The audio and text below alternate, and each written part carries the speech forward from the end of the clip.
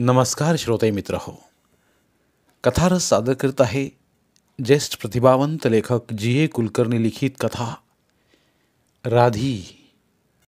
महादेव गल्ली ही वीतभर रुंद चिंधीसारखी गल्ली होती. घरे अमोरासमोर इतकी जवळ होती की समोरच्या गोदूबाईने आईकडे कडीलिंब कोथिंबीर मागितली की तिने दिल्ली जुडी मी पायरीवरच राहून तिच्या सोप्यावर फेकत असे. आणि शेजारचे मेहेंदळे व त्यांच्यासमोरील जोशी यांच्या घरातील माणसांनी तर आळीपाळीनेच आपले अंगण सारवून रांगोळी घालण्याचे ठरवून घेतले होते. गल्ली जेथे थोडीशी वळते तेथे मांजर डोळ्यांची शांती राहत असे. तेथेच कचऱ्याचे कुंड होते व म्युन्सिपाल्टीचा रॉकेलचा दिवा होता.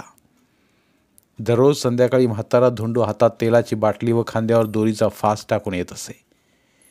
दिव्याच्या खांबाच्या आडव्या लोखंडी सळीला फास अडकवून त्यात एक पाय ठेवून तो वर चढे व थोडे तेल ओतून दिवा लावून निघून जाई. पण 15 मिनिटे अर्धा तास दिवा जळे न जळे मग कधी बस्तवाडचा हनुमा अगर जनीचा मसनू वर चढून तेल काढून घेत व तेवढ्यावर त्यांची रात्र भागे. जाणारे येणारे लोक हे बघत एका दुसरी सौम्य शिवी देत. पण गणेशवाडी भटाने हे पाहिले तर मात्र कधी एका शिवीवर भागत नसे. सकाळी नुसते काय उठलात का भटजी असे विचारताच एक शिवी हाणूनच बोलणारा, जेवण झाले हे सांगताना जेवणाच्या आईमाईला रस्त्यावर ओढणारा तो माणूस असल्या प्रसंगी फक्त एका शिवीचे आचमन करून गप्प राहणार. पण हनुमा मसनू निर्ढावलेले हसू चेहऱ्यावर ओढत व धूम ठोकत. पण गोपाळ भटाची राधी खोचून खोचून खांबावर चढलेली असली की मात्र सगळ्यांची तोंडे लिंपल्यासारखी बंद पडत. ती फक्त रॉकेलच घरी नेत असे असं नाही, ती सरळ दिवाच उचली. ती वर चढली असता उतरेपर्यंत कुणाला तरी अगदी गणेशवाडी भटाला देखील धरायला सांगे आणि मग तो दिमाखाने मिरवत घराकडे नेऊन पुन्हा सकाळी तो काचेच्या पेटीत आणून ठेवी. अंधारलेल्या गल्लीत फाटक्या पदराचा आडोसा करून राधी दिवा घेऊन जात आहे हीच तर राधीविषयी माझी पहिली आठवण होती. राधी गल्लीच्या टोकाला एका खोलीत राहत असे. वास्तविक ती खोली अशी नव्हतीच. बाजूला गाडगिळांचा वाडा होता व त्याला लागूनच त्याने आपली गाडी ठेवण्यासाठी गाडीखाना बांधला होता. गाडगीळ वारल्यानंतर गाडीचे बैल विकले गेले व गाडी मात्र तशीच धुळखात पडली. तेथेच एक तट्टी जुने पत्रे मारून आबाने राधीला एक खोली करून दिली होती. त्या खोलीला त्यामुळे खरी भिंत एकच होती. पण राधीने तिला एक मोठे भोग पाडून त्यात वाशाच्या 5-7 काट्या अडकवल्या व प्रकाश वाऱ्यासाठी खिडकी करून घेतली होती. ती माझ्या आईपेक्षा 7-8 वर्षांनीच लहान होती. पण गल्लीत मात्र लहानापर्यंत तिला सगळेजण राधीच म्हणत आणि तेही नुसतेच राधी नव्हे तर गोपाळ भटाची राधी म्हणत. खरे म्हणजे गल्लीत शकुनालाही दुसरी राधी नव्हती, पण तिच्याबरोबर गोपाळ भटाचे नाव हटकून येत असे. आणि गंमत अशी की त्या गोपाळ भटाला आबांखेरीज कुणी पाहिले होते की नाही कुणास ठाऊक. आबा त्याच्याविषयी कधीतरी आईला सांगत. त्याने आपले गाव सोडले त्यावेळी निव्वळ त्यांच्या शब्दासाठी राधीला घेऊन तोही बाहेर पडला होता. पण नंतर त्याचे डोके बिघडले व दूर कुठल्या तरी हॉस्पिटलमध्ये ठेवले होते. आबाच कधीतरी अधूनमधून जात व त्याला पाहून येत. गोपाळ भटाची राधी गल्लीतून चालली की बायका आपल्या पोरांना उगाचच आत ढकलत, चुलीवर दूध उतू जात आहे का, परसातल्या दाराला कडी लावली आहे का हे बघून याला सांगत. कारण राधीची नजर वाईट होती. अण्णाबुवांचा बाबू दररोज 800 नमस्कार घालत असे आणि तो दिसायला कसा लाल गोळीबंद माणूस होता. तो एकदा जेवायला बसला असताना वाडगाभर फुले द्यायला राधी त्या घरात गेली. तेव्हापासून त्याचे मनच जेवणावरून उडाले. तो खंगत गेला आणि आता तर त्याला कोपऱ्यापर्यंत जातानाही धाप लागत असे व श्वास घरघरीत होई. रविवारी बुधवारी तर हटकून 4-5 मुलांच्या पाठीवर बिब्बा उठे. मग त्या आया गोपाळ भटाच्या राधीचे नाव प्रत्यक्ष न घेता तिचा उद्धार करू लागत. तिचे मढे काय एकदा गल्ली बाहेर जात नाही म्हणून तळतळाटाने विचारत. एकदा आम्ही गणपतीच्या मंत्रपुष्पांसाठी हौदभर दूध आणले होते. त्यात बदाम, बेदाणे, केशर घालून चांगले दाट आटवले व त्या पिवळ्या वासाने सारे घर भरून गेले. त्यावेळी मंत्र एकदाचे संपवण्याची वाट पाहत आम्ही दुधाभोवतीच अधीरपणे टपून राहिलो होतो. त्याचवेळी नेमकी देवाला नमस्कार करण्यासाठी राधी आली. आईचा चेहरा खर्रकन उतरला व तिने कपाळावर हात मारून घेतला. बरं का कृष्णाबाई, मलाही कब्बर दूध ठेवा हं. जाता जाता राधी म्हणाली. वास्तविक राधी आमच्या घरी बऱ्याच वेळा येत असे. सवाष्ण जेवायला सांगायची असली की आई हटकून कुणा दुसऱ्या बाईला सांगे व मग आबा जाऊन राधीला बोलावून आणत. पण आता मात्र आई तिच्या शब्दाने हबकूनच गेली. नंतर अर्ध्या तासात सारे दूध विरजून पिवळ्या दह्यासारखे होऊन बसले. सटवी कुठली, मड काढलं तिचं. मंत्र ओरडणाऱ्या ब्राह्मणापेक्षाही मोठा आवाज काढत आई म्हणाली होती. मग आबाने घाईघाईने खुंटीवर अस्ताव्यस्त रुमाल तसाच डोक्यावर थापटला. घरोघरी जाऊन मिळेल तेवढे दूध गोळा केले व ब्राह्मणांपुरते काम भागवले. आम्ही मात्र राधीला शिव्या देत तसेच झोपलो. पण कदाचित बदाम कडू निघाला असेल. आबा आईला समजावत म्हणाले. असं कधी नजरेनं दूध बिघडतं होई. असल्या तुमच्या लाडांनीच ती शेपारून बसली आहे. तुमचा हात आवरून घ्या आणि बघा. तिला कोणी कुत्रे विचारणार नाही. म्हणे नजरेनं कुठं दूध नाचतं की काय. आई कडाडत म्हणाली. तिची नजर कशी अगदी फुलासारखी आहे. तिनं सुपातल्या तांदळाकडे नुसतं पाहिलं की त्यांचा अगदी कसा साखर भात होऊन बसतो बरं. आबाने हळूच माझ्याकडे पाहिलं आणि आपले हसू दावून टाकले. पण ते काही बोलले नाहीत. पण खुद्द आबा देखील एक दिवशी हादरले. 5 वाजता हटकून घरी परतणारी आमची गाय त्या दिवशी 6 वाजले 7 वाजले तरी परतली नाही. 8 वाजता बंड्या गुराखी आला आणि रडव्या चेहऱ्याने सांगू लागला. गाय चरत चरत टेकडी पलीकडे गेली. त्याने खूप शोध केला. आजूबाजूच्या खेड्यात विचारले पण गायीचा पत्ता लागला नाही. त्या रात्री घरात कुणाला झोप लागली नाही. आबा तर गुडघे उंच करून पाठ वाकवून बसले होते आणि बराच वेळ कंदिलाचा दांडा उंच करत विड्या पेटवत होते. आईने महादेवाला अभिषेक मागून घेतला. उजाडता चहाही न घेता आबा रुमाल बांधून बाहेर पडले. ते बक्कळ रात्री आले. त्यांनी आणखी 2-4 खेडी धुंडाळली. कोंडवाडे बघितले पण गाय गेली ती काही मिळाली नाही. आदल्याच दिवशी संध्याकाळी गायीची शिपटी तोंडावर फिरवीत राधेने म्हटले होते, गाय असावी तर अशी. कधी काळी जमलं तर मी पण एक गाय बाळगणार आहे. त्यावेळी आई चिडलीच होती.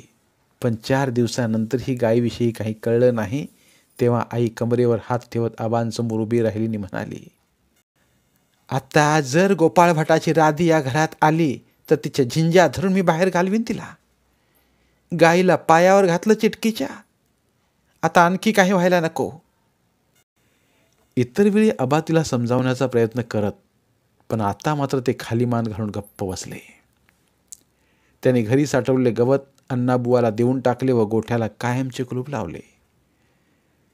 तसाच जर प्रसंग पडला असता तर खरोखरच राधीच्या तशा झिंज्या ओढायला आईने कमी केलं नसतं. कारण साऱ्या गल्लीत गणेशवाडी भट सोडला तर तिला कुणाचीच भीती वाटत नसे आणि त्याला तर सगळेच वचकून असत. आई तर माघारी त्याला दैवट बने. हा उंचच्या उंच काळा दांडगट ब्राह्मण नेहमी धोतर उपरण्यात हिंडे. मी तरी त्याला कधी सदरा घातलेला किंवा त्याने आपल्या जाड खरखरीत शेंडीला गाठ मारलेली पाहिली नव्हती. पण आबा नेहमी दबलेल्या आवाजात म्हणत, हा ब्राह्मण चांगला दशग्रंथी आहे. त्यानं काशीला 14 वर्षे काढली आहेत. कुठला तरी एक प्रोफेसर म्हणे दरवर्षी 2 महिने त्याच्याकडे येत असे व लहान पोराप्रमाणे चटईवर बसून शिकून जात असे. पण त्याचे कागद देखील एकदा गणेशवाडी भटाने रस्त्यावर फेकून दिले होते. नेहमी आमंत्रणांची गर्दी असलेले श्रीपाद भट, दत्तम भट त्यांच्या समोरून जाताना तोंड चुकवून जात व तोही त्यांना 1.5 दमडी भट म्हणे. पण गणेशवाडी भट तोंडाने अगदी फाटका होता आणि त्याला कधी कोणी श्राद्ध पक्षाखेरीज बोलवत नसे. तो म्हणे सत्यनारायणाची पूजा सांगताना देखील 2-4 ठिकाणी शिव्या उच्चारल्याखेरीज पुढेच जात नसे. आबांकडे येणारे पुष्कळ मित्र त्याच्या बोलण्याच्या वाह्यात गोष्टी सांगत आणि खूप हसत. त्याला स्वतःचे घर होते. कुठल्या तरी खेड्यातून 5 पोती भात येत असे व गाडगिळांच्या दत्त देवळाची पूजा होती म्हणून त्याचे चालत असे. आणि ती दत्ताची पूजा देखील त्याच्या लहरीप्रमाणे चाले. कधी पाऊस ओतत असतानाही भिजत जाऊन तो 6 वाजता पूजा आटोपून परत ये तर कधी भर उन्हात दुपारी 2 वाजेपर्यंत दत्ताच्या अंगावर पाणी पडत नसे. एकदा दत्तजयंतीला मी, आबा आणि आई देवळात जाऊन त्यांच्या येण्याची वाट पाहत बसलो. देवळात इतर 10-12 माणसेही होती. 8 वाजले, 9 वाजले, तरी गणेशवाडी भटाचा पत्ताच नाही. आम्ही कंटाळून घरी आलो व आमची जेवणे आटोपली. पण दत्त जन्माखेरी जेवायची नसलेली ती माणसं ताटकळत बसली. संध्याकाळी मी 4 वाजता नारळ फोडून आणायला गेलो तर ती माणसे अद्याप तिथेच होती व गणेशवाडी भटाला लाखोली वाहत होती. तो आला तो 5 वाजता, तर तो गेला होता कुठे? शेजारच्या खेड्यात जत्रा होती, तिथे गाय आणायला तो गेला होता. गाय घेतली नाहीच, पण तेथील कुस्त्यांची दंगल पाहिल्यावर त्याला तारुण्याची आठवण झाली. धोत्राचा काचा मारून तो तयार झाला आणि 1 तास मातीत हुंदडून आला. त्या लोकांनी कौतुकाने त्याला हातभर लाल फडके दिले होते. तेच चांगले भिजवून त्याने पूजेच्या वेळी हात पुसण्यासाठी आणले होते. भटजी, दत्तजन्म करण्याची ही वेळ आहे की काय? भुकेने तळमळत असल्या परशाने धीटपणे म्हटलं. अरे जा रे जा फुसकीच्या, मला आलाय विचारायला. गणेशवाडी भट खवळून म्हणाला. दत्तारामाचा जन्म अमुक वेळी झाला अशी त्यांच्या आयाने काय येऊन तुमच्या कानात कुजबूज केली होती काय रे भाडव्यांनो? दत्त जन्मतही नाही, संपतही नाही, संपतो तो दिवस. तुम्हाला लेको खादीला उशीर झाला म्हणून तुमची ही ओरड. जा आता घरी आणि पिंडा एवढे गोळे गिळून पडामड्यासारखे म्हणे ही वेळ की काय. मध्यंतरी मला बरे नव्हते, भूक लागत नसे. मग काळे डॉक्टरांनी सांगितलं की याला 2-4 अंडी तळून द्या म्हणून. अंड्यांचे नाव ऐकताच आबा तर बसल्या ठिकाणीच भेदरले. एकतर आई घरात अंडी कशी काय आणू देणार हा प्रश्नच होता. कोंबडीचे चित्र स्वयंपाकघरात आले तर म्युन्सिपाल्टीचा दिवा लावणारा धुंडूला देखील पकडून आंघोळी घालणारी ती बाई. शिवाय खरे म्हणजे अंडी कुठे मिळतात हेच आबांना माहीत नव्हते. आबा 2 दिवस गप्पच राहिले. मग एक दिवशी गणेशवाडी भटाने दारातून आजूबाजूच्या 4 घरांना ऐकू जाईल अशा आवाजात विचारले. आब्या, अंडी आणलीस का रे? कर त्याला गप्प बसवण्यासाठी हाताने खून करीत खजील चेहऱ्याने आबा बाहेर आले व त्याच्यासमोर सर्द होऊन उभे राहिले. 2 घरातली माणसे बाहेर आली व आबांना प्रथमच पाहत असल्याप्रमाणे रोखून पाहून परत आत गेली. आई तर मटकन खालीच बसली. अंडी, पोराला अंडी घालायच्या आधी मी काशीला निघून जाईन, तिने निक्षून सांगितले. वाह, चला तर परवाच चिंचा चांगला मुहूर्त आहे. गणेशवाडी भट मोठ्या उत्साहाने म्हणाला. मी तुमची चांगली व्यवस्था करून देईन. ते काम माझ्याकडे लागलं. माझ्या पुष्कळ ओळखी आहेत तिथं. नाहीतरी म्हातारपणी हे काम चांगलं. गंगेत स्नान करावं, विश्वनाथाचं दर्शन घ्यावं, मग इकडची फारशी अडचण राहणार नाही. तो शेंबडा डॉक्टर अंडी दे म्हणतो ना पोराला, देऊन टाकू 5-50. काय म्हणतो साब्या? आबांची तर विशेष पंचायत झाली. त्यांना काय बोलावं हे समजेना. आई मात्र हादरली. काशीला निघून जाते म्हणताच यापूर्वी कुणी असे ताबडतोब तयारला लागले नव्हते. ती चिडली, ती पुटपुटली, आबांवरच उगाच काहीतरी खेकसली. पण तिला खरा राग आला होता तो तिला म्हातारी म्हटल्याबद्दल. मागे एकदा आबांनी तिला थट्टेने तसे म्हटले होते तर 2 दिवस ती त्यांच्याशी भांडत होती. शेवटी आबाने हात जोडून म्हटले होते, चुकलो बाई जगदंबे, जगदंबा कधी म्हातारी होत नाही. आणि त्यामुळं भांडण आणखी 2 दिवस वाढलं होतं. मी काही झाले तर या घरात अंडी शिजू तळू देणार नाही. माणसाला काही धर्म आहे की नाही? ती म्हणाली. वा वा, धर्म नाही असं कसं होईल? आपला अजस्त्र काळा हात हलवत गणेशवाडी भट म्हणाला. बस्तवाडच्या रमेनं धर्माकरता काय केलं माहीत आहे ना? खाली मान घालून आत गेली आई. आबा देखील थोडा वेळ गप्प बसले. बसवाडच्या रमेचे लग्न झाले व 1 वर्षात तिचा नवरा मेला. तिच्या घरच्या लोकांनी तिचे हातपाय बांधून तिला सोळी केली होती व दुसऱ्या दिवशी तिने विहिरीत उडी घेतली होती. तुमचं ठीक आहे भटजी, निखारे खाऊन राहता तुम्ही? आबा खिन्नपणे म्हणाले. आता 15 दिवस मला घरी वनवास आहे. तेच बरं तुला, नाहीतरी तू मुळातच डरपोक माणूस आहेस, गणेशवाडी भट समाधानाने म्हणाला. आबांना अंडी कुठे मिळतात हे माहीत नव्हतं व कुणाला तरी राजरोसपणे सांगायचं धैर्य नव्हतं. शेवटी अंडी आणली ती देखील गणेशवाडी भटानेच, आणि तीही कशी तर पूजेहून येताना एका तामणात फोडलेला नारळ, 2-4 फुले, पळी पंचपात्र व यांच्या जोडला 3 शुभ्र अंडी. अहो भटजी, पूजेच्या तामणात तुम्ही अंडी आणता? लोक काय म्हणतील? आबा थोडे रागावूनच म्हणाले. गणेशवाडी भटाने तामण कट्ट्यावर ठेवले. आबांकडे एखाद्या खुळ्या कुत्र्याकडे पाहावे तसे पाहून घेतले व तो ओरडून म्हणाला, आब्या आब्या, याद राख हं, मला अक्कल शिकवली तर हाडं सैल करून देईन बघ एक दिवस. हाडं आहेत की नाही कुणास ठाऊक म्हणा, पण असा यमासारखा एक दणका देईन की कापडानं जमिनीवरचा तुझा डाग तेवढा पुसावा लागेल बघ. लोकांची भीती तुला. परसात तांब्या घेऊन जाताना चोरी केला निघाल्यासारखा लपून छपून जातोस तू बेट्या, आणि मला शिकवायला आलाय? फूल नारळ देवानं उत्पन्न केली आणि अंडी मात्र कोणी उपट सुमानं तयार केली होय. मग आबांनी परसात अगदी दूर लाकडे ठेवायच्या खोलीत शेगडी पेटवली व 1 दिवसाआड एक अशी मला अंडी तळून दिली. तळलेली अंडी अगदी सपक लागतात. 4 घरे सोडून राहत असला बाळू संध्याकाळी पायरीवर वाचत बसला की मीही मोठ्याने वाचत पायरीवर बसे. मी एकदा असाच वाचत होतो. मग एक समय उच्छाद करून शत्रूचे सारे सैन्य धावून आले. वाचताना मी आपल्याच नादात होतो, त्यामुळे अगदी जवळच कुणीतरी आणखी एकदा वाच असे ओरडले. तेव्हा मी टुनकन उडालोच. मी समोर पाहिलं तर उंचच्या उंच झाडाप्रमाणे गणेशवाडी भट उभा होता व माझ्याकडे शिप्तरासारखे डोळे करून पाहत होता. वाच एकदा आणखी डोळे उघडून, तो पुन्हा गरजला. मी बिचकत पुन्हा वाचू लागलो. मग एक समय उच्छाद करून शत्रूचे सारे सैन्य. गणेशवाडी भटाने घरात डोके घातले आणि थेट परसापर्यंत ऐकू जाईल अशा गडगडाटाची हाक दिली, आब्या.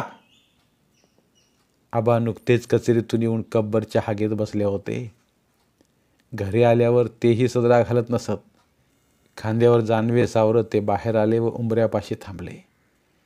गणेशवाडी भट मला म्हणाला, ही मराठी भाषा या तुझ्या आबानं चहा पिता पिता कणिक मळून ठेवावी तशी खाजगी मळून ठेवली होय रे तुझ्यासाठी.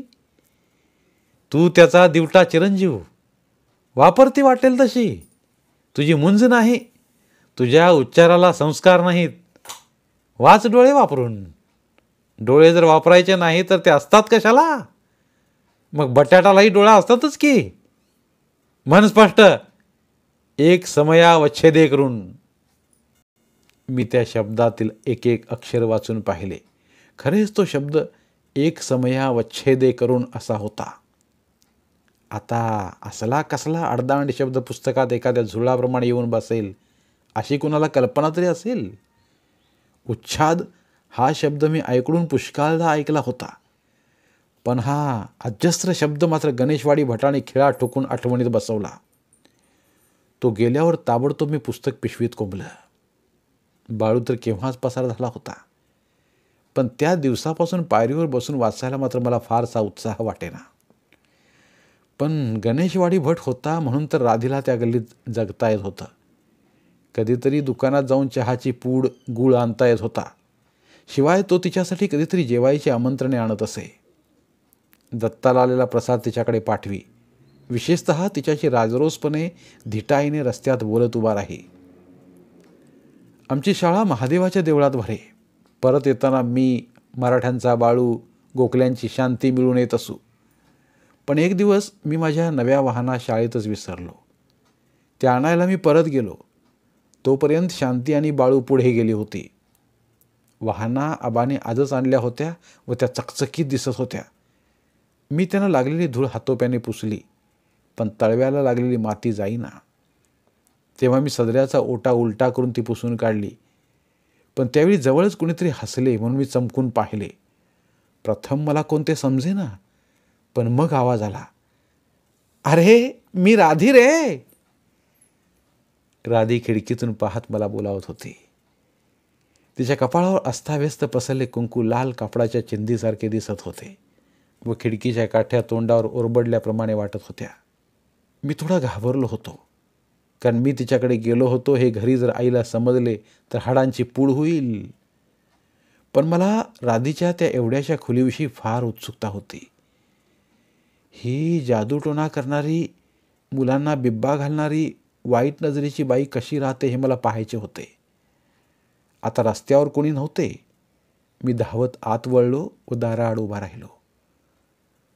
तू इथं आलेला समजलं तर आई तुला चांगला ठोक देईल, होय की नाही? ती मनमोकळेपणाने हसत म्हणाली. मी मानेनेच होय म्हटलं. पण तू तरी अशी कशाला नजर लावत हिंडतेस? मी असं विचारताच तर ती हसतच खालीच बसली. तू तरी खुलचटच आहेस, ती म्हणाली. अरे माणसांच्या डोळ्याने कधी दूध नाचतंय? गायी हरवतात. तुझ्या आईनंच मागं एकदा म्हटलं होतं, राधी जोडवी धुतलीच वाटतं आज. आणि त्याच दिवशी माझं एक जोडवं कुठं हरवलं देव जाणे. म्हणजे मला तुझ्या आईची नजर लागली होय रे पोरा? हे खरेच कधी माझ्या ध्यानातच आले नव्हते. बाळूने एकदा पांढरी शुभ्र दौत घेतली होती. मला तसली एक दौत फार दिवसांपासून हवी होती. मी त्याला म्हटले होते, चैन आहे बुवा तुझी, दुधी दौत आहे तुला. त्याचवेळी समोरून एक गाय येत होती म्हणून शांती एकदम बाजूला सरकली. त्या धक्क्याने दौत खाली पडली आणि तिचा चकनाचूर झाला. विशेषतः शाई बाळूच्या पायावर पडून ते अगदी वाहना घातल्यासारखे दिसू लागले. हे पाहून तर मला आणि शांतीला हसू आवरेना, परंतु त्या दौतीला माझी नजर लागली असावी असे मात्र मला कधी वाटले नव्हते. पण आता राधीचे बोलणे ऐकून मला एकदम मोकळे वाटू लागले व मी एका जुन्या खोक्यावर बसलो.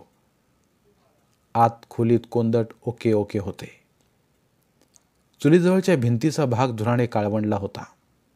एका मोठ्या कोनाड्यात व बाजूला कसला हे न ओळखण्याजोगा एक फोटो होता. चुलीजवळ काळसर झालेले अल्मिनचे पातेले होते व त्यावरील झाकणात मुठभर शेंगदाणे होते.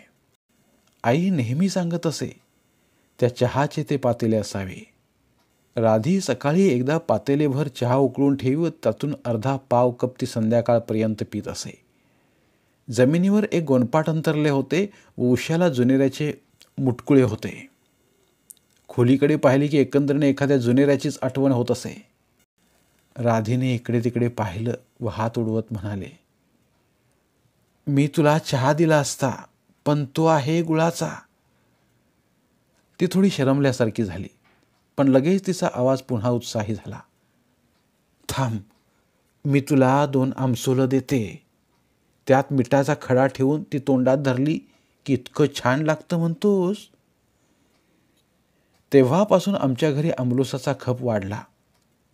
आमसोल, फणसपोळी असे ओरडत हिंडणारा वेंगुर्ल्याचा तो उंच कोकणा आमच्या घरी आता महिन्यातून 2दा गाठोडी उतरू लागला. बाळू शांती आता हटकून मला बोलावून न्यायला घरी येऊ लागली आणि शाळेत मी शेजारी येऊन बसावे म्हणून 4-5 पोरे तर दररोज मला इकडून तिकडे ओढू लागली. पण हे फार दिवस टिकले नाही. एकदा मी कपडे धुवायला टाकले तेव्हा आईला खिशात आमसोले आणि मिठाची पुडी मिळाली. त्या दिवशी ती फार कामात असतानाही तिने त्यातल्या त्यात वेळ काढून मला 2 तडाखे देण्याचे काम तत्परतेने आटोपून घेतले. पण तोपर्यंत मला राधीने करवंदे दिली होती. एक दिवशी तिने मला मळक्या कपात साबणाचे पाणी केले व एरंडाच्या पानांच्या पोकळ देठाने डोक्या एवढे रंगीत फुगे करायला शिकवले. जोंधळ्याचे ताट आणून त्यातील भेंड काढून त्याची गाडी करून दाखविली. काही वेळा ती मला गाणी म्हणून दाखवी. तिचा आवाज फारसा गोड गुळगुळीत नव्हता, पण अंथरुणात पडल्या पडल्या आईच्या जात्याची घरघर ऐकावी तसे मला वाटे. त्यात कृष्णाचे गाणे होते. कृष्णाने एका बाईचे रूप घेतले व तो एका म्हातारीच्या दारात बसून राहिला.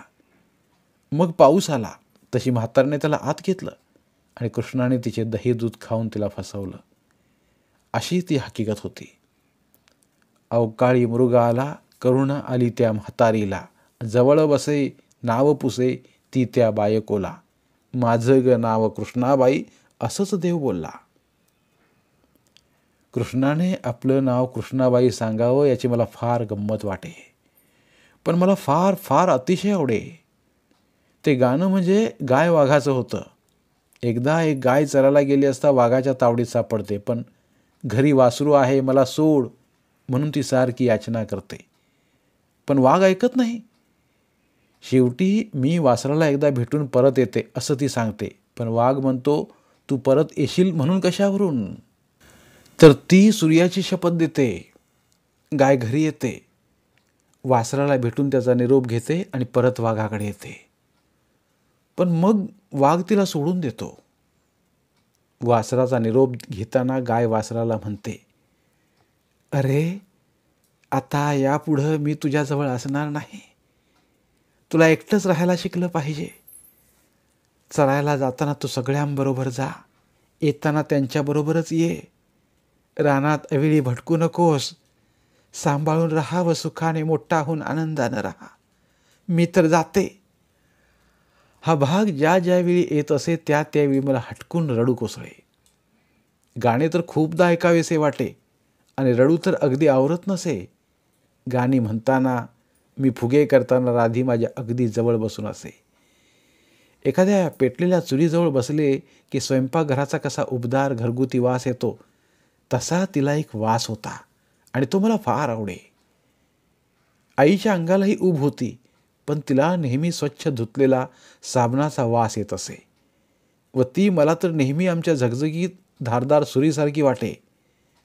बाहेर जाताना तिच्याबरोबर राहायला मला फार अभिमान वाटे, पण काड्याच्या पेटीत घातलेली गणेश पाखरे, 108 वेळा रामनाम लिहून मारुतीच्या गाभाऱ्यात टाकलेली चिठ्ठी, परसात उंबराच्या झाडावर बुलबुलांनी बांधलेले घरटे, आत लाल दोरा असलेल्या काचेच्या गोटीला गेलेला तडा, या गोष्टी कशा राधीला सुखदुःखाने सांगाव्याशा वाटत, तशा आईला पुढे बोलावेशा वाटत नसत.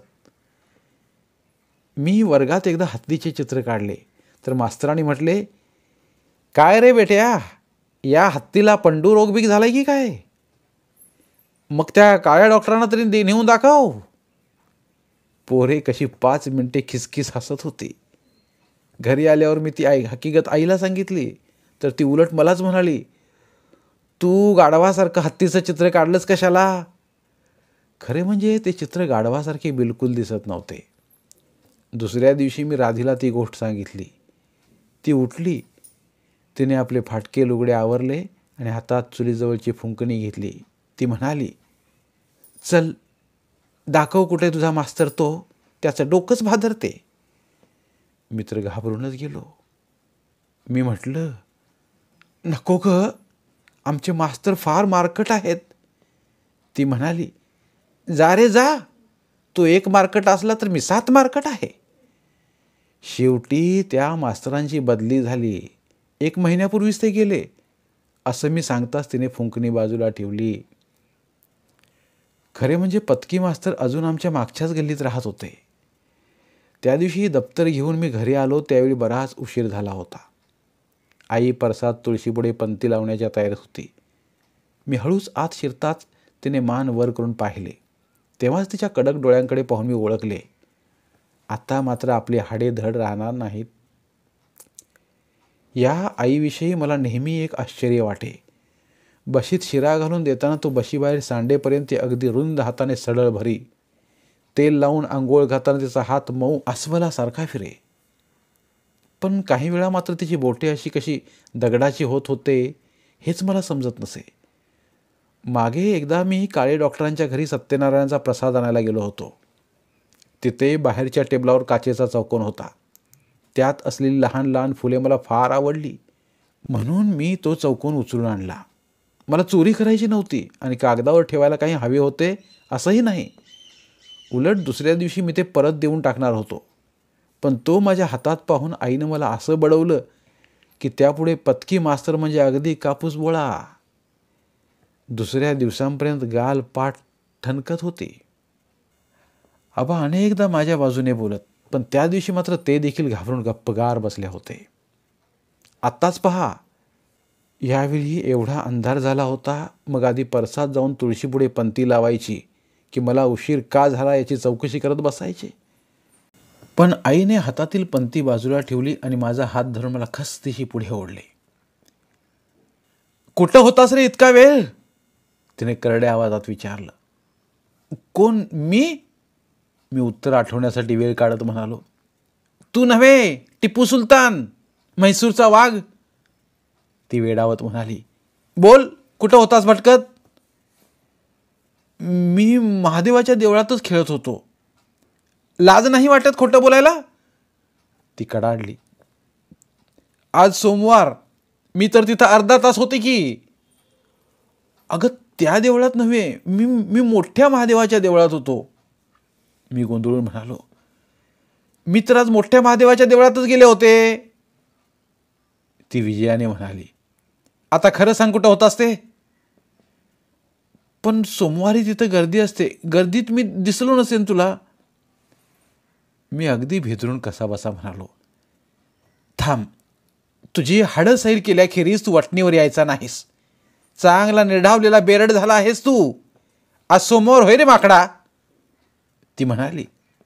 मग माझ्या ध्यानात आले, खरेच आज सोमवार नाही, मंगळवार आहे. पण आता काही इलाज राहिला नव्हता. आत्ताच माझे गाल गरम होऊ लागले होते. पाठीत बसणाऱ्या घुमक्याचा आवाज कानी ऐकू येऊ लागला होता. बोल बोल, त्या चिटकी बरोबर गेला होतास की नाही मसनात? आई चिडून म्हणाली. मग मला सारे सांगावेच लागले. मी राधीबरोबर गेलो होतो, पण मसनात नाही. मी शाळेहून लवकरच परतलो होतो. येताना तिने मला खिडकीतून हाक मारली आणि माझ्या हातावर भोपळ्यासारख्या रेगा असलेले 2 मोठे राय आवळे ठेवले. असले रसरशीत सुरेख आंबट आवळे मी कधी पाहिले देखील नव्हते. मी आणखी 2 मागितले. अरे, मी काय पोतभर आवळे आणून ठेवली की काय घरात? राधी हसून म्हणाली. त्या करंदीकराच्या घरी मिरची पूड टाकून द्यायची होती म्हणून मी गेले होते. तेव्हा त्यांना विचारून मी 2-4 आवळे घेतले होते.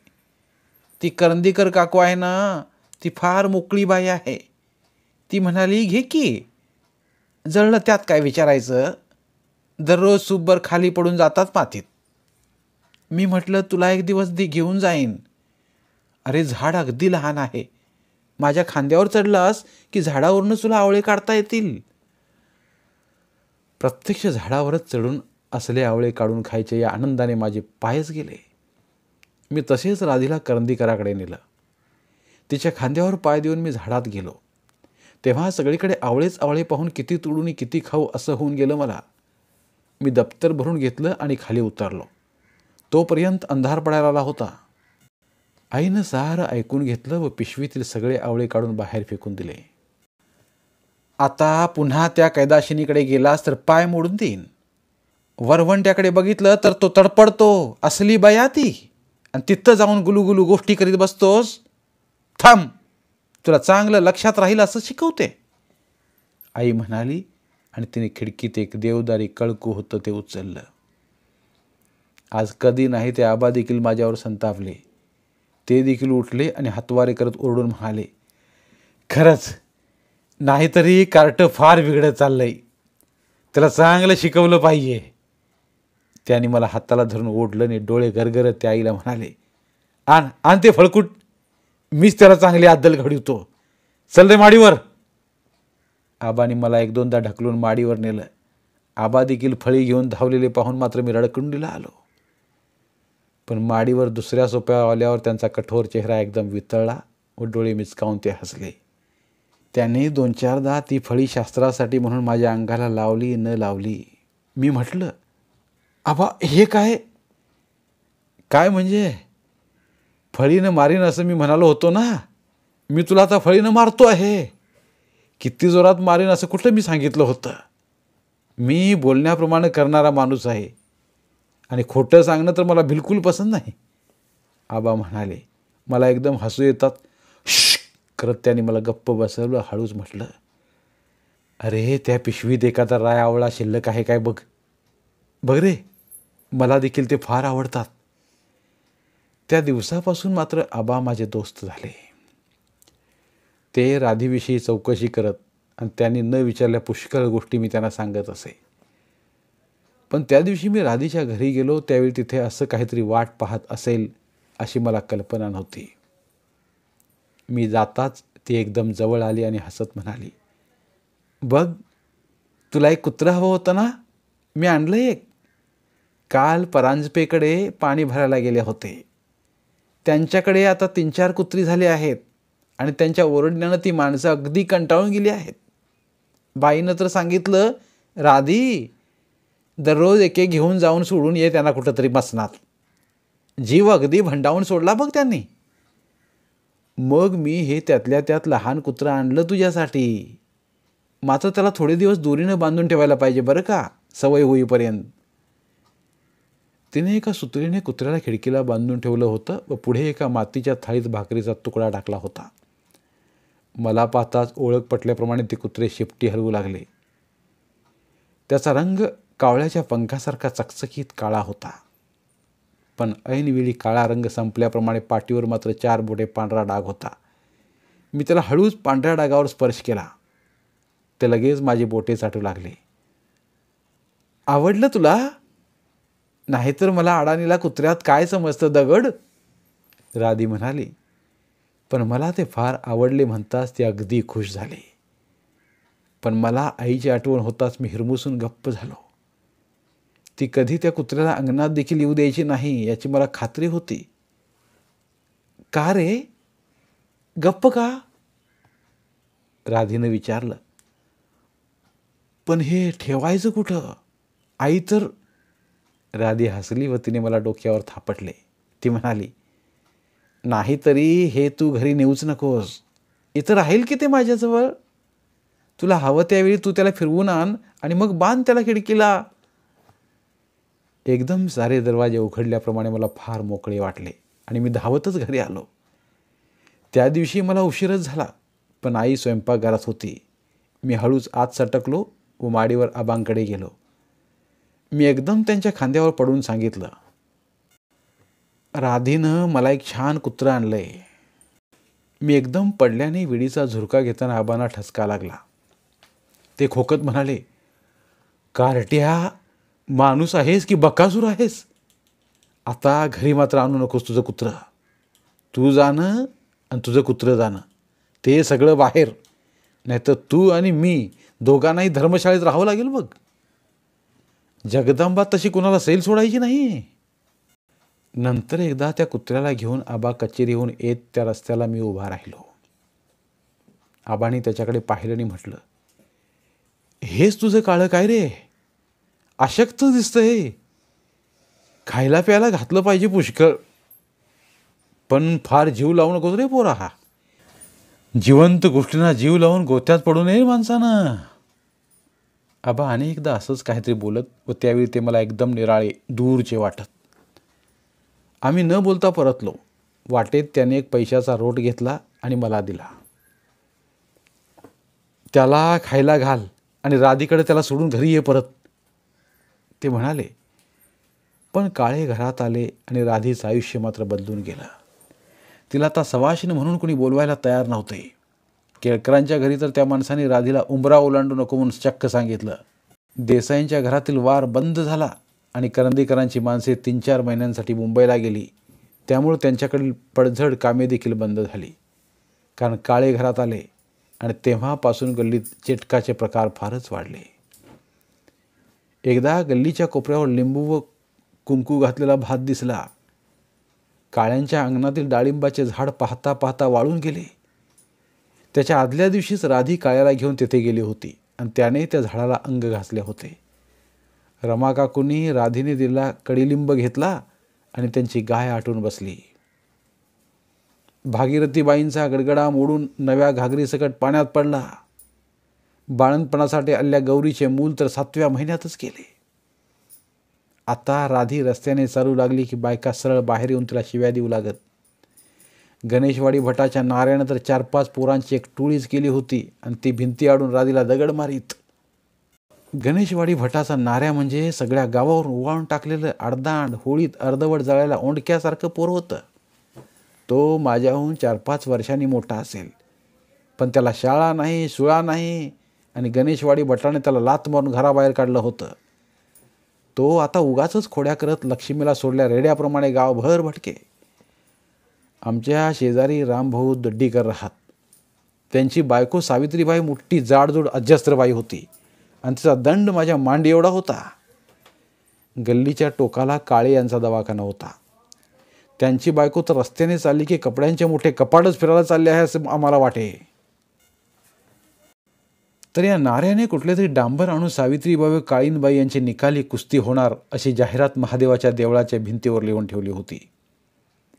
पिंपळ कट्ट्याजवळच्या गंगव्वाला दररोज फुले लागत. सायकलला एक करंडी अडकवून ब्राह्मणाचा एक मुलगा येत असे व पानात बांधलेल्या फुलांचा पुडा उघड्या खिडकीतून आत टाकून जात असे. एकदा या नाऱ्याने त्याला कोपऱ्यावरच गाठले. आपण गंगव्वाच्याच घरी जाणार आहोत असं सांगून फुलांचा पुडा घेतला आणि मग त्यात 2 मोठ्या बेडक्या घालून पुडा खिडकीतून आत फेकला. नंतर गंगव्वा, तिची मुलगी भीमा यांच्या किंकाळ्या चांगल्या अर्धा तासभर गल्लीत निनादत होत्या. त्याशिवाय घरात 4-5 कप बशा फुटल्या. दूध सांडलं, आरसा खाली पडला हे निराळच. भास्कराचार्य ज्योतिषाच्या घरावर तेथील येथे रमल सांगितले जाईल ही पाटी काढून गणू शिंप्याची सदरे जोळ्या शिवणार ही पाटी लावणारा नाऱ्याच. खरे म्हणजे अण्णाबुवा इतका चिक्कू माणूस की आबा तर सांगत की एकदा भीक मागायला आल्या भिकाऱ्याच्याच भांड्यातून त्याने मुठभर तांदूळ काढून घेतलेले. गणेशवाडी भट म्हणे की अण्णाबुवाने आपल्या मुंजीतल्या अक्षता नातवाच्या मुंजीत पुन्हा वापरण्यासाठी अद्याप जपून ठेवले आहेत. यातले खरे खोटे किती कुणास ठाऊक म्हणा. पण या अण्णाबुवाच्या घरी सार्वजनिक हळदी कुंकू आहे असे सगळीकडे आमंत्रण देऊन त्याच्या घरी बायकांची झुंबड पाठवणारी पोरे नाऱ्याच्या टोळीमधली. या नाऱ्याला समोर पाहिले की आम्ही तर धुमस ठोकत असू. या नाऱ्याने एकदा म्हणे अमावस्येच्या रात्री राधी काळ्याला घेऊन पिंपळासमोर उदबत्त्या लावून बसली होती असे पाहिले होते. आता रात्री दररोज कुणी ना कुणी राधीच्या घरावर दगड फेकत असे. एकदा कुणीतरी चिंध्यात तेलात बुडवून पेटवून तिच्या खोलीवर टाकल्या होत्या. खोलीवर पत्रा होता व राधीने जाळ ऐनवेळी पाहिला होता म्हणून बरे, पण भाजलेला हात घेऊन ती 15 दिवस तळमळत होती. तिच्याशी आता कोणी उघडपणे बोलत होते की नाही कुणास ठाऊक. फार तर कधी गणेशवाडी भट मात्र तिला पत्रावळ उचलून काहीतरी देई. कधीतरी तो काळ्याला घेऊन फिरायला जात असे आणि पैशाला 3 मिळणारी पिवळी लाकडासारखी घट्ट बिस्किटे त्याला खाऊ घाली. एकदा मी गणू शिंप्याकडे आबांचा सदरा झाला आहे का हे पाहायला गेलो होतो. तेव्हा गणेशवाडी भट तिथेच होता. गणूचे बाकीचे सारे अंग ठीक होते, पण गुडघ्यातील पाय मात्र पाळण्याच्या खुराप्रमाणे सारे वीतभर होते. त्यामुळे मशीनवर तो उभ्यानेच काम करी. ते मशीनही गणेशवाडी भटानेच त्याला धंद्यासाठी देऊन दिले होते. गणू तसा थोडा नाकखुपशा माणूसच होता. त्याने गणेशवाडी भटाला विचारले, भटजी, तसल्या बिघ्नेशी कुत्र्याला घेऊन कशाला हिंडता फुकड तुम्ही? गणेशवाडी भटाने त्याच्याकडे एखाद्या बेडकाकडे पाहावे तसे पाहिले आणि तो म्हणाला, तू चिंधी चोर तेवढा उपटसुंबासारखा मला शिकवायचा बाकी राहिला होतास बघ. अरे त्या कुत्र्याला काही खायला दिलं तर ते जाणेल तरी. मी मरायला लागलो तर एकदा येऊन जाईल, घसा ताणून ओरडेल तरी. पण तुमच्यासारख्यांची ढुंगणं धूत जन्म काढला तर करंगळी तुम्ही उतायला तयार होणार नाही. डुक्कर चंदानो, अरे लडदू, 4 कुत्री भूती ठेवून फोटो काढून द्यायला दत्ताला लाज वाटत नाही? एक कुत्र बरोबर घेऊन हिंडायला मला सोट्या कसली रे लाज? गणू गप्पगार झाला होता. काळ्याची बाजू गणेशवाडी भटाने घेतल्यामुळे मला फार बरे वाटले होते. विशेषतः दत्ताबद्दलचे त्याचे शब्द मला फार आवडले होते. मला जर कुणी कुत्र्याविषयी काही म्हटले तर तेच म्हणून दाखवण्याचे मी तिथल्या तिथेच ठरवून टाकले होते. एके दिवशी आईने मला समोर उभे केले. आबाही बाजूलाच होते, पण विडी ओढीत गप्प. आईने माझ्यापुढे एक बोट नाचवत म्हटले, मी यांनाही सांगितलं आहे, यापुढं राधी घरात सवाष्ण म्हणून यायची नाही. तिची त्यांनी विचारपूस करायची नाही. आणि तूही लक्षात ठेव, तिच्याकडे गेलास बोललास तर याद राख, तुला माझी शपथ आहे, जर तू शपथ मोडलीस तर मी पटदिशी मरून जाईन. आईच्या मरण्याच्या कल्पनेनेच माझ्या अंगावर सर्रकन काटा आला. मी तिला शपथ दिली खरी, पण मला एकदम खूप रडावेसे वाटू लागले. आबा एकदम उठले व डोक्याला रुमाल गुंडाळतच घराबाहेर पडले. मी शाळेहून येताना राधीने मला एकदा दोनदा हाक मारली, पण मी मान हलवून तसाच परतलो. परंतु त्यावेळी माझ्या डोळ्यात पाणी आलं होतं. नंतर तर मी शाळा सुटल्यावर मागच्या गल्लीने येऊन परसातून घरात येऊ लागलो. मला कुठे जावेसे वाटत नव्हते. काही खेळायची इच्छा होत नव्हती.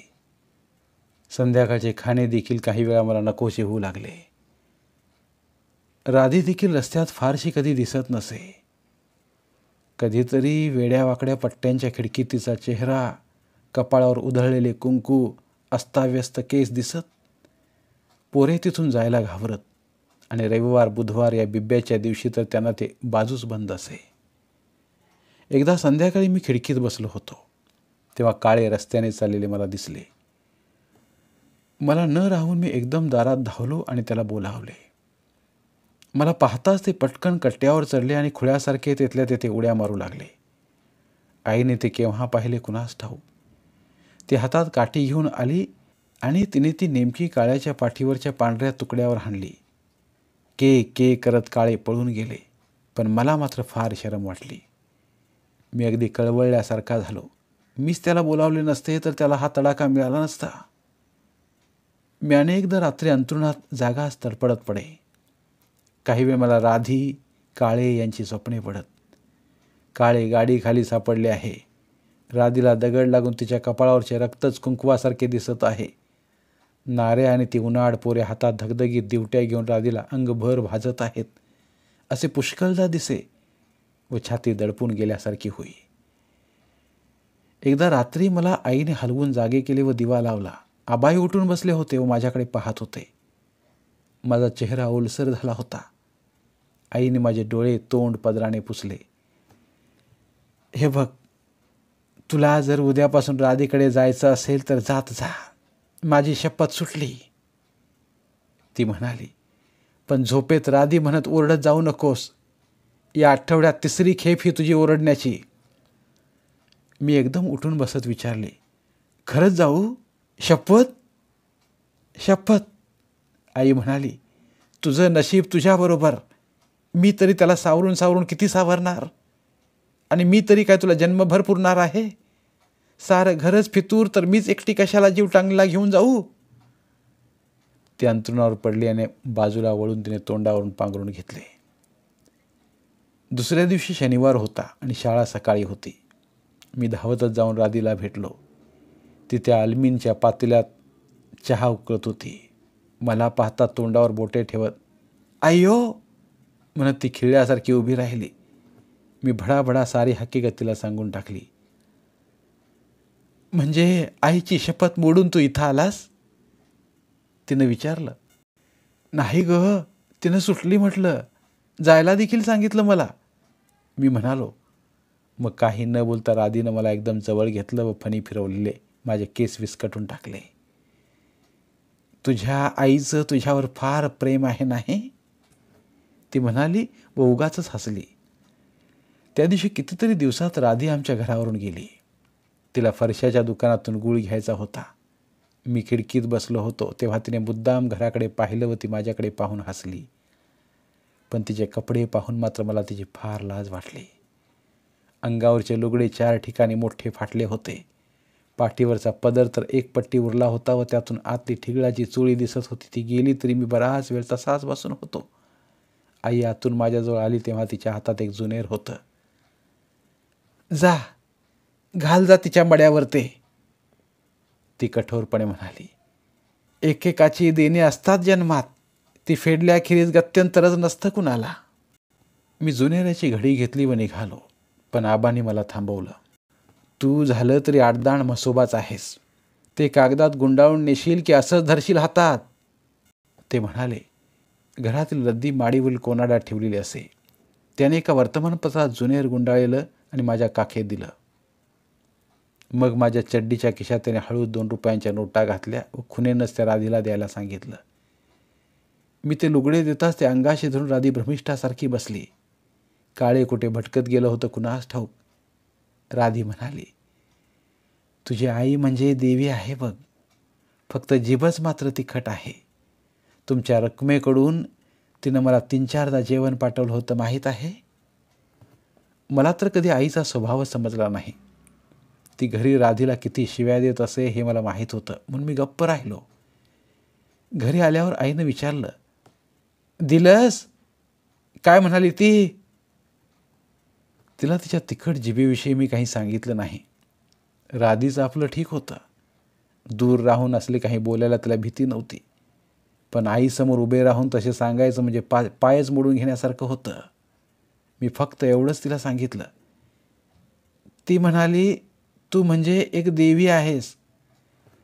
आता एवढ्यावरही आईने माझ्या पाठीवर हलके चापट मारली व ती म्हणाली, सटवीच आहे की ती.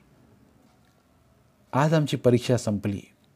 आता आम्ही म्हणजे आई आणि मी, आबांना तर कधी सुट्टीच नसे, मामाच्या गावी जाणार होतो. परीक्षा चालू असताना मी गेलो नव्हतो, म्हणून गावाला जाण्याआधी मी राधीकडे गेलो. ती त्या गोंडपाटावर पडली होती. तिला पाहताच मी घाबरून गेलो. तिचा एक गाल थोडा सुजला होता आणि पिवळसर पांढरा दिसत होता. त्या तुझ्या काळ्यानं मला कसं कचकन चावून घेतलं बघ, ती रागाने म्हणाली. आणि मी त्याला विहिरीच्या भिंतीवरून फक्त उचलून आणत होते, नाहीतरी 2 दिवस सारखं वचवच अंगावर धावत होतं सगळ्यांच्या. आणि आता बघ, सुतळी तोडून कुठं मसनात जाऊन बसले कुणास ठाऊक. मग त्या ठिकाणी काय लावलंस तू? मी चुना हळद लावली आहे सध्या.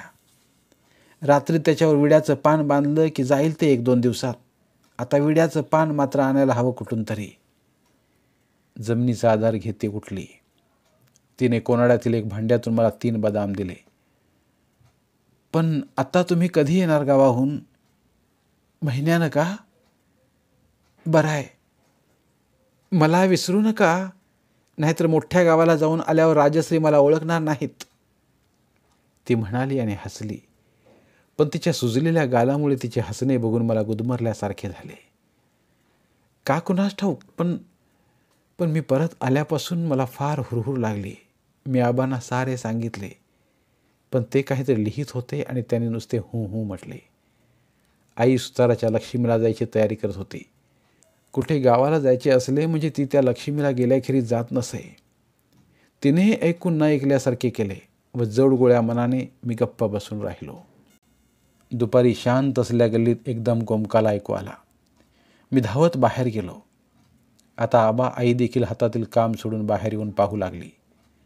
गळ्यात तुटकी सुतळी घेऊन काळे एका टोकाकडून वेडेवाकडे धावत येत होते.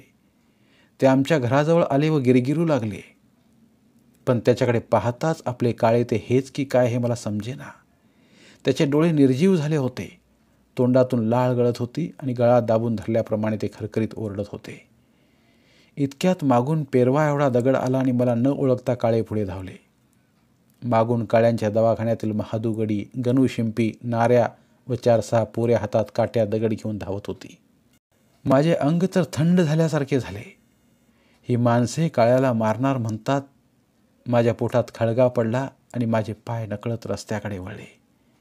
नंतर बाळूही आला. आबा बाहेर पडले आणि आम्ही मागोमाग गेलो. काळे शेवटी अण्णाबुवांच्या घरची भिंत आणि बस्तवाडांचा आडवा कट्टा त्यात सापडले व मागे वळून वचवच अंगावर येऊ लागले. गणूने नारळा एवढा एक दगड उचलला आणि भक्कन त्याच्या पांढऱ्या डागाच्या पाठीत घातला. काळे घडी केल्याप्रमाणे दुमडले व ओलसर ओठ आचक्याने मागे घेत घोगरेपणाने ओरडू लागले. मग त्या सगळ्याच माणसांना वेड लागल्याप्रमाणे झाले. त्याने एकदम गर्दी केली व 5-7 काट्यातच काळ्याचे झटके बंद झाले. जास्त खात्री करण्यासाठी नाऱ्याने ते अगदी निश्चित झाल्यावरही 2-4 काट्या घातल्या. नंतर त्याने कुठून तरी एक दोरी आणली. ती त्याच्या तंगडीला बांधली व काळ्याला दर फरफडत कचऱ्याच्या कुंडात नेऊन टाकले. मी भानावर आलो. त्यावेळी मला समजले की आबांनी माझा हात घट्ट धरला आहे आणि ते मला घराकडे ओढत आहेत. अद्यापही काळ्याला त्या माणसाने मारलं यावर माझा विश्वास बसला नव्हता. पण समोरच कचऱ्यात काळे पडले होते आणि आता त्यावर माश्या जमू लागल्या होत्या. मी माझा हात हिसकावून घेतला आणि तसाच पळत राधीकडे गेलो. ती आताही गोंडपाटावर झोपून होती. मी म्हटले, राधी, आपल्या काळ्याला मारलं लोकांनी. मारलं? कुणी? उठून बसत ती म्हणाली. मग मी तिला सारे सांगितले. तू रडू नकोस, डोळे पुस. ते मेलं असेल तर इलाज नाही. रडून काय कधी परत मिळाला आहे? तिने माझे डोळे पुसत म्हटले. पण तिने लुगडे बदलून आईने दिले जुने नेसले. नंतर पदर आडवा खोचून हातात कपडे वाळत घालायची काठी घेतली आणि ती बाहेर पडली. तिचा चेहरा सकाळपेक्षा जास्त सुजल्यासारखा झाला होता आणि ते आता संतापल्यामुळे तर तो जास्तच भयानक दिसत होता. तिने मला घरी जायला सांगितले, पण तिच्या मागूनच मी गेलो. ती आली त्यावेळी गणू, शिंपी व नाऱ्या अद्यापही कचऱ्याच्या कुंडाजवळच उभे होते आणि अधूनमधून काळ्याला डिवचत बोलत होते. राधेने मागून जाऊन नाऱ्याच्या पिंडरीवर काठी हाणताच तो केकाटतच पाय नाचवू लागला व गणू वीतभर पाय लपलप करीत टुंदिशी कट्ट्यावर चढला. मडी ओढली तुमची बेरडांनो, समजलं की नाही काठी बसली की कसं वाटतंय ते? ती ओरडली व गणूकडे हातवारे करीत म्हणाली, ए खेकड्या, उतर की खाली, उतर. आता कशाला पळतोस? खाली पाय टाक, टाक खाली. तुझ्या पायाला दोरी बांधून टाकते बघ याच कुंडात. पण इतके बोलवूनही गणू खाली काही यायला तयार झाला नाही. तोपर्यंत ही गर्दी जमली. बाबा आले, गणेशवाडी भट आला, गल्लीतील बायकाही दारे उघडून तिथून पाहू लागल्या. गणूलाही आता थोडा धीर आला. आपल्या पोराला मारले म्हणून हा दैत्य भट आता काही गप्प बसायचा नाही याची त्याला खात्री होती. राधीचा तोंडपट्टा अजूनही चालूच होतो व काठी आपटत ती नाऱ्याच्या अंगावर धावून जात होती. तो मागे सरून आपल्या टोळक्यात उभा होता व उर्मटपणे तिच्याकडे पाहत होता. गणेशवाडी भट पुढे झाला आणि म्हणाला, राधी, तू जा आता घरी. उगाच वडावडा बोलून काय करणार तू?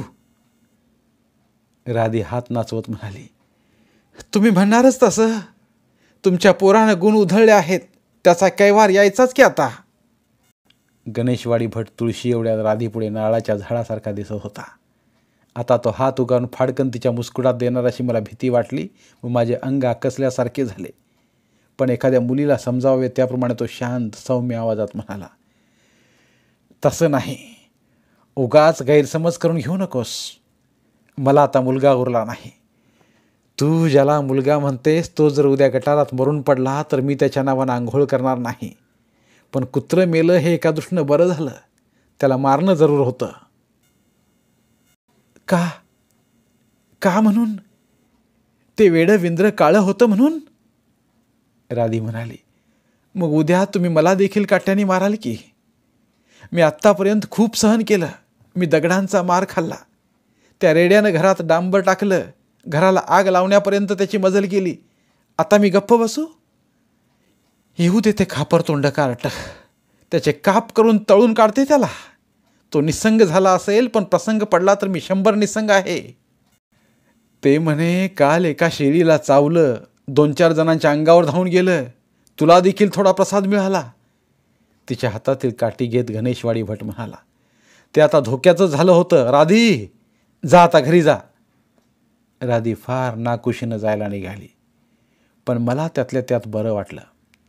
नाहीतर आणखी काही कमी जास्त झालं असतं तर नाऱ्यानं तिची खोली जाळून टाकायलाही कमी केलं नसतं. माणसं हळूहळू पांगली, पोरंही घरी गेली. आता कचऱ्याच्या ढिगावर कचरा होऊन काळे मात्र निश्चित पडलं होतं. गल्लीच्या एका टोकाला असल्या पत्र्याच्या खोलीत त्याचं खाणं राहणं झालं आणि दुसऱ्या टोकाला तर त्याचे संपणं झालं. एका अरुंद गल्ली एवढं आयुष्य जगून काळं मरून गेलं. आमची गाडी पहाटेला होती. थंडीत कांबळे पांघरून व्यंकू गाडीवाला धमनी घेऊन आला. आबाही आमच्याबरोबर स्टेशनला येणार होते. धमनी राधीच्या घराजवळून जाणार होती, पण ती अद्याप उठली नव्हती, कारण आत दिवाण होता. पण मला एकदम काळ्याची आठवण झाली. त्याच्या पाठीवरील पांढरा डाग, बरोबर चालताना पायात घोटाळण्याची त्याची सवय, रोट दिल्यावर तो तोंडात घेऊन थोडा वेळ उगाचच नाचण्याचा आनंद, हे एकदम मला आठवलं. त्याला घेऊन मी एकदा शाळेत गेलो होतो. तेव्हा त्याच्याशी खेळायला पोरांची एकच झुंबड उठली होती. एक पेन्सिल तिकीट ठेवूनही मला 11 पेन्सिली मिळाल्या होत्या. त्याचे वेडेवाकडे ओलसर पळणे, पोटात आग पेटल्याप्रमाणे बेभान पळणे, मारायच्या आधीच मेलेले डोळे, हे सारं मला दिसू लागलं. आणि एकदम रडायला येऊ नये म्हणून मला तोंड घट्ट आवळून धरावं लागलं. तोपर्यंत गाडी रस्त्याला लागली. पहाटेचे थंड वारे खिडकीतून तोंडावर बदडू लागले आणि आईला जास्त चिकटून बसल्यावर मनात सुट्टीचे विचार येऊ लागले. मी सुट्टीला गेलो खरा, पण कधी एकदा घरी परत येतो असं मला होऊन गेलं. मामाच्या घरी पाहावं तिकडे टेबल खुर्च्या, कधी कुणी पाटावर सतरंजीवर आराम बसत नसत. आई मला सकाळी स्वच्छ कपडे द्यायची व 5-5 मिनिटाला मळवलेस तर जेवण मिळणार नाही असं बजावत राहायची. मी ते कपडे घालून भेंडाच्या बाहुलीसारखे अंग आकडून ताट हिंडे. कधी आंबा चिंच हातात आलीच तर सर्दी होईल ना म्हणून हटकून कुणीतरी ते हातातून काढून घेत असत. मामाची मोटर होती, तिच्यातून आम्ही खूप हिंडलो. नदी पाहिली, मोठी बाग बघितली, पण नदीच्या पाण्यात पाय बुचकळायला मिळाले नाहीत. ओले हिरवे गवत पायाला लागले नाही. आई एवढी ताठ पण दागिन्यांनी भरल्या मामीपुढे उगाचच दबून वागत होती. वसंत तर मला नेहमी हिनवायचा. तुमच्या घरी फोनोग्राफ आहे, मोठ्या आरशाचे कपाट आहे. आमच्या घरी असले काही नव्हते, पण आमच्याकडे इतर खूप होते. घरी लाल भडक आंबट असे लिंबाचे लोणचे होते. परसात पारिजातक होता. सोप्याला शिवाजीचे मोठे रंगीत चित्र होते. मामाला काही आबांप्रमाणे चिकणमातीची घरे करता येत नव्हती. शिवाय आमच्याकडे राधी होती. तिची आठवण झाली की मला काळे आठवे, पण त्याच्याविषयी मात्र मी तिथे कुणालाही काही सांगितलं नव्हतं. शेवटी एके दिवशी मामाने मला कपडे शिवले, आईला पातळ दिले आणि मोटारीतून स्टेशनवर आणून सोडले. सुटी संपली. मी गाडीतून उतरलो आणि आबांना घट्ट चिकटलो. अरे थांब थांब, आता भेटायचंच की. ते हसून म्हणाले, आधी गाडीतून सामान तरी काढूया. आम्ही आत आलो. मी येताना कागदात गुंडाळून काळ्या तुळशीचे एक रोप आणले होते. मी ते हळूच आबांना दाखवले. त्यांनी ते उचलून पाहिले तर ते वाळून गेल्यासारखे झाले होते. आबांनी मान हलवीत म्हटले, जगणार नाही पोरा हे, मी आणून देईन दुसरं. मला फार वाईट वाटलं. आपल्याला एक तुळस पाहिजे असं राधीने मागे एकदा म्हटलं होतं. म्हणून इकडे परत यायच्या अंतात 4 दिवस आधी मी ते कागदात गुंडाळून ठेवलं होतं. गावाहून तिला तुळस आणून देण्याचा आनंद काही मला मिळणार नव्हता. येथे तसली खूप झाडे होती. शांतीच्या परसात तसले रान माजले होते. पण गावाहून मला काय आणलेस असं राधीने विचारलं तर काय सांगायचं तिला. चहा झाल्यावर मी तसाच निघालो. चहाचा कप खाली ठेवून आबा लगेच उठले आणि त्यांनी मला थांबवले. कुठं निघालास तू, त्याने विचारलं. राधीकडे, मी म्हटले. ते एकदम गप्प झाले. त्यांनी माझ्या खांद्यावर हात ठेवला व ते म्हणाले, तू जाऊ नकोस तिकडे, राधी फार आजारी आहे. माझे पायच गळाले. मी गावाला जातानाच ती झोपून होती. तिचा गाल सुजला होता. मग तर भेटायलाच पाहिजे की, मी हट्टाने म्हणालो. नाही, ती तुला ओळखणार नाही. माझ्याकडे न पाहता आबा म्हणाले, ते शक्यच नाही, मी हाक मारताच ती मला ओळखेल. मी विश्वासाने सांगितले. आबा आत गेले. राधीकडे जाऊ नकोस असं आबांनी तरी कधी मला म्हटलं नव्हतं. त्यामुळे तसंच जाणं माझ्या जीवावर आलं. मी गावावरून आलो म्हणताच बाळू आला आणि त्याने मला सारी हकीकत सांगितली. कालपासून राधी वेड्यासारखे नाचत कुत्र्याप्रमाणे ओरडू लागली होती आणि लोकांनी तिच्या खोलीला बाहेरून कुलूप घातले होते.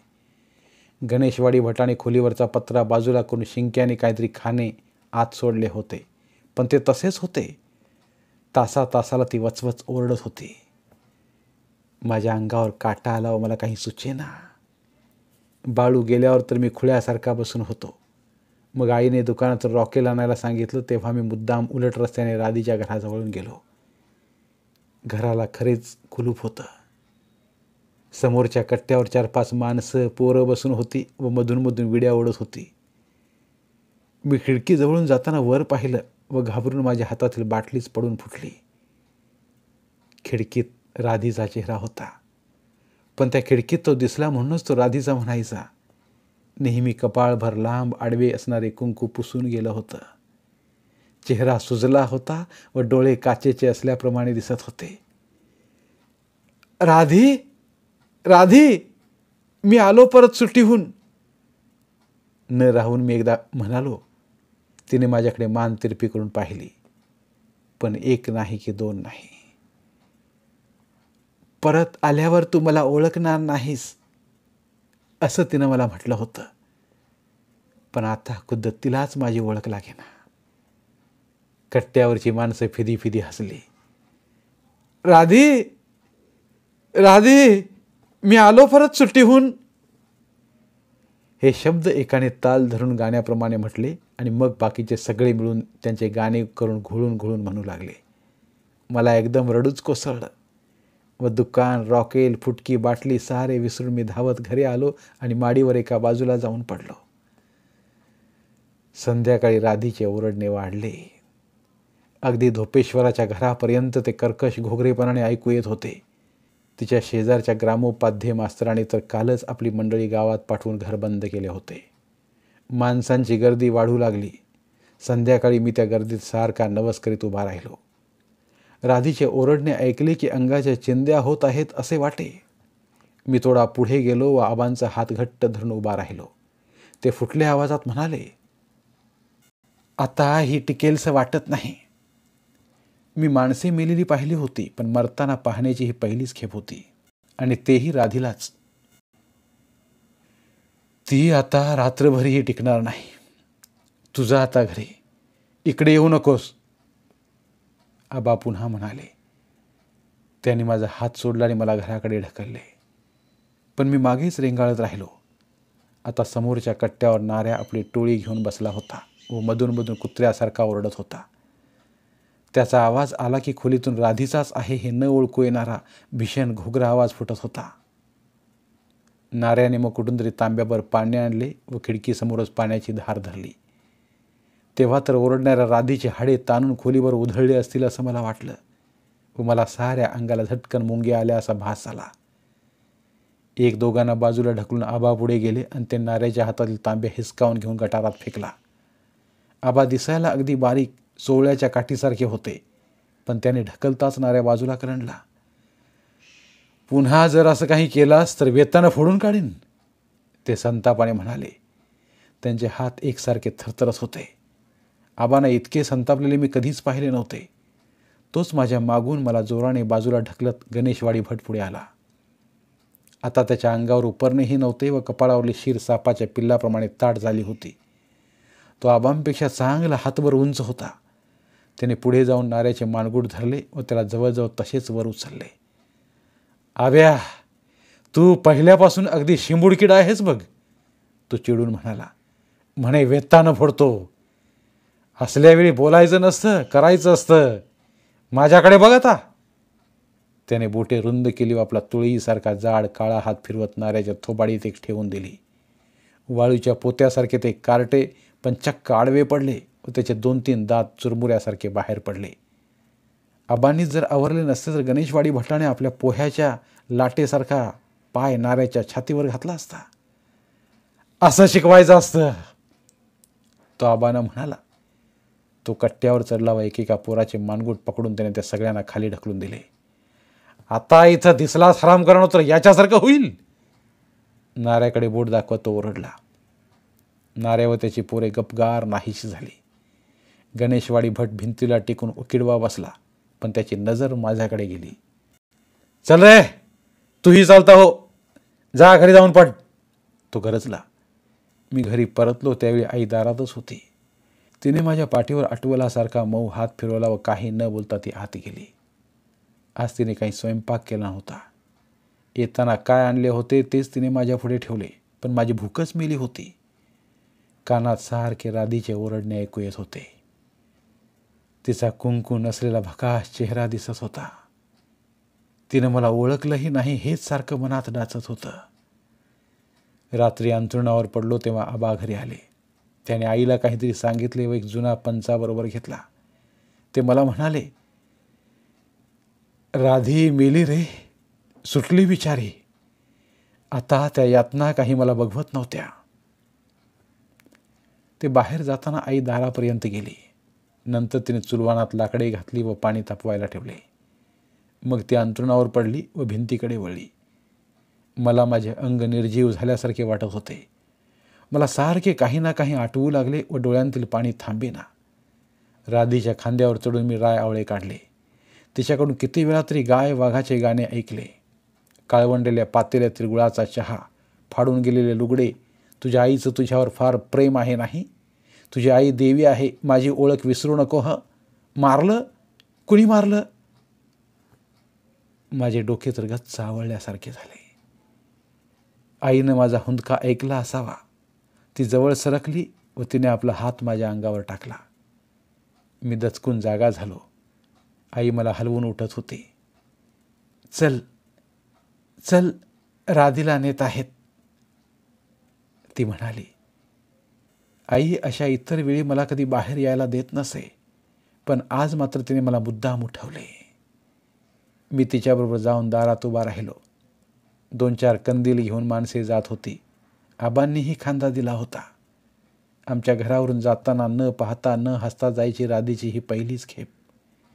आणि आता यापुढे तर ती या रस्त्याने जाणारही नव्हती, कधीच जाणार नव्हती. मी परत अंथरुणावर येऊन पडलो. आबाने राधी मेल्याचे सांगितल्यापासून मला राधीची आठवण येता सारखी सुताराच्या लक्ष्मीची आकृती डोळ्यांसमोर दिसू लागली होती. ती लक्ष्मीची मूर्ती लाकडाची असून ओबडधोबड होती. ती उंच उग्र होती व लाल भडक रंगाने रंगवलेली होती. तिचेही चिकटवलेले केस खरबरीत वाटत आणि तिच्याही कंपाळावर कुंकवाचा आडवा पट्टा असे. तिला 6 हात होते. त्यात तलवार, धान्याचे कणीस, फूल या वस्तू होत्या. एका हाताच्या तळव्यावर चांदीचे नाळे खिळा ठोकून बसवलेले होते. एका हातात पितळी तांबले होते व सुतार दर शुक्रवारी त्यात 4 थेंब दूध टाकी. उरलेला हात रिकामा होता, पण तो आशीर्वादासाठी तर वर उचललेला होता. मला वाटले राधीने देखील असे सगळे मला 6 हातांनी दिले. तिच्या ज्या ज्या आठवणी मला येत त्या साऱ्या तिने मला दिलेल्या केलेल्या गोष्टींच्याच होत्या. मी मात्र तिला काही सुद्धा दिले नाही. मी तुळशीचे झाड आणले, ते वाळून गेले, पण मी ते तिच्यासाठी आणले होते हे देखील तिला कळलं नाही. मी तिला कधी काही विचारून घेतलं नाही. ती पूर्वी कुठे होती, तिची आई कशी होती, तिच्या लहानपणी काय काय घडलं याबद्दल मी कधी आपुलकीने चौकशी केली नाही. तिनेही आपणहून मागितलं नाही, सांगितलं नाही, आणि आता तर ती निघूनच गेली होती. हा माझा अप्पलपोटेपणा आठवून मला माझं सारं अंग पोकळ होत आहे असं सारखं वाटत होतं. खरंच माझं चुकलं. तिला विड्याचे पान पाहिजे होते, ते तरी त्या दिवशी घरातून नेऊन दिलं असतं तरी मला आता थोडं बरं वाटलं असतं. तेवढंच समाधान माझ्याजवळ राहिलं असतं. आबा आले त्यावेळी उजाडलं होतं. त्यांचा चेहरा अगदी दमून गेला होता व तो इतका हताश झालेला मी पूर्वी कधी पाहिला नव्हता. त्याने कट्ट्यावर सदरा काढून ठेवला व पंचाचे मटकुळे बाजूला ठेवले. आई जागीच होती व तिनं चुलानावर पाणी तापून ठेवलं होतं. तिनं आबावर 2-4 तांबे पाणी ओतले व आबा शुद्ध झाले. गणेशवाडी भटी आबांबरोबर होता. त्यानेही 2 तांबे घेतले व पिळून टाकल्या पंचानेच अंग टिपले. जाताना तो आबांजवळ थांबला व म्हणाला, आबा, जा आता थोडा वेळ पड, नाहीतर तू अंथरूण धरशील उद्या. आता झाल्या गोष्टी मनाला लावून घेत बसू नकोस. अरे हे चालायचंच. तू काही कमी केलं नाहीस तिच्यासाठी. इतके दिवस खोटं देखील बोलत आलास. आबा एकदम चपापले व त्याने अविश्वासाने गणेशवाडी भटाकडे पाहिलं, पण नंतर मात्र त्यांची मान खाली गेली. त्यात शरमायची काही जरुरी नाही. मला माहीत होतं मी 2-2.5 वर्षामागे तिकडे गेलो होतो. हे असंच चालायचंच. गणेशवाडीने भत्ताने आता जाता जाता आबांच्या पाठीवर थाप मारली. तिच्या दणक्याने आबा वाकलेच. आता थंडी होती म्हणून आबांनी सदरा घातला व विड्यांचा जुडगा घेऊन कुणाशी न बोलता ते माडीवर चालले. अर्धा कप चहा करून देऊ का, आईने विचारले. पण आबांनी चहा नको म्हटलेलं पाहून तर मला फार आश्चर्य वाटलं. चहाला ते कधी नको म्हणत नसत, पण आई देखील नेहमी प्रथम चहा करूनच त्यांना विचारत असे. पण आज चूल थंड होती, पण आबांनीही नको म्हटलं होतं. आबा वर जाताच मीही त्यांच्याबरोबर गेलो. मला खूप बोलायचं विचारायचं होतं, पण आबा गुडघे उंचावून भिंतीला टेकून बसले व त्याने विड्या ओढायला सुरुवात केली. 1 झाली, 2 झाल्या, 4 झाल्या, पण त्याने एक शब्दही काढला नाही. मग मात्र मला राहावे ना. मी त्यांच्याजवळ सरकलो. मरताना राधी कशी दिसत होती नाही आबा? मला तर प्रथम ती ओळखलीच नाही. त्याने एक दीर्घ निश्वास सोडला व ते म्हणाले, म्हणजे आता उरलं सुरलं देखील संपून गेलं म्हणायचं. परमेश्वराची इच्छा. झालं. हे सगळं पुढं असं होणार हे माहीत असतं तर गोपाळाला मी माझ्याबरोबर चल असं म्हटलंच नसतं. पण त्यांना आता हॉस्पिटलमध्ये कसं कळवायचं सारं? आबांनी चमकून पाहिलं व नुकतीच पेटवली विडी तशीच कोपऱ्यात टाकून दिली. कुणाला कळवायचं आणि कसलं काय घेऊन बसलास? ते हताशपणे म्हणाले, तिला आहे कोण कळवायला? पण आबा तुम्हीच म्हणत होता ना की गोपाळ भटाला खूळ लागले म्हणून त्याला हॉस्पिटलमध्ये ठेवले म्हणून. मी आश्चर्याने विचारलं. आबा उठले व मागे हात बांधून उगाच एरझऱ्या घालू लागले. होय रे, ते 12-13 वर्षांपूर्वी मी, गणेशवाडी भट, धोपेश्वर मास्तर या सगळ्यांनी मिळून त्याला तिथं ठेवलं. नंतर काय झालं माहीत आहे? तो 3 वर्षांपूर्वी मेला. मला 2 दिवस जेवण गेलं नाही. मी शब्द टाकताच भाबडा गोपाळ आपला सारा संसार 2 गाठोड्यात घेऊन माझ्याबरोबर आला. कुठं जायचं, काय करायचं याबद्दल एक शब्द त्यानं विचारला नाही. रक्ताचा नव्हे, गोताचा नव्हे, पण तुला कल्पना येणार नाही, माझ्यासाठी तो गुरासारखा राबला. पाठचा भाऊ इतकं करणार नाही. तो मेला हे मी इथं सांगितलं असतं तर राधीचं काय झालं असतं, काय हाल झाला असतं माहीत आहे तुला? तिला कुत्र्याने जवळ केलं नसतं. हे सारं ऐकून तर मी गप्पच झालो. तिचा नवरा मरून इतके दिवस झाले, पण आबांनी राधीला ती गोष्ट सांगू नये हे मला फार विलक्षण वाटले. पण आबा, हे खोटं सांगितल्यासारखं नाही का? न राहून मी एकदम म्हणालो. आबा एकदम थांबले व किंचित खाली वाकून माझ्याकडे उग्रपणे पाहू लागले.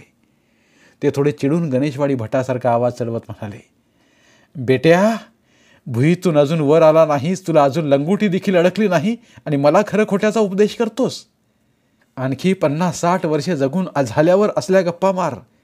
मी त्यावेळी इथं तुझ्यासमोर नसणार. माझ्या हाडांचं खत होऊन गेलं असणार त्यावेळी जगून म्हातारा होऊन स्वतःशीच विचार करून बघ, काही कधीतरी खोटं बोलल्याखेरीज तुला जगता आलं असतं का ते? मोठ्या गप्पा मारतोस आता जीभ लांब करून. मी त्यावेळी नसलो म्हणून काय झालं? तू आठवण करून तुझ्या मनाला सांग म्हणजे झालं. आबांच्या आवेशानं तर मी भेदरूनच गेलो व त्यांच्याकडे पाहतच राहिलो. पण मी त्यांना तसे कधी पूर्वी पाहिलं नव्हतं. कधी नाही ते आबांचे डोळे पाण्यानं भरले होते. धन्यवाद. पुन्हा भेटूया एका नवीन कथेसह. धन्यवाद. कथाकथन अभिवाचनात हवी भावभावनांच्या नवरसांची जोड मराठी बोलती पुस्तकात केवळ यासाठीच नाही, कथारसाला तोड. मराठी साहित्यावर प्रेम करणाऱ्या सर्व मराठी साहित्य रसिकांनी आमचं कथारस हे चॅनल सबस्क्राईब करावं व भरपूर कथा कादंबऱ्यांचा आस्वाद घ्यावा. धन्यवाद.